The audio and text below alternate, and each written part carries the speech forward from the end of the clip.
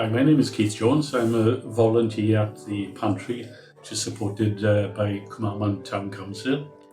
We're open on a Tuesday and a Friday, and we have upwards of 30 people attending, but 30 people attending could mean support for maybe 80 or 90, because a lot of them have 3-4 children, a lot of them not in work and some in work.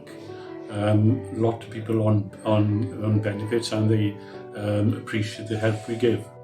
We have two sort of sections to the pantry where we get fresh stuff which we try to make free if we can, and then we have asked for a small donation of £4 to take 10 items out of the pantry, and those items could be valued from £1 up to £2-3.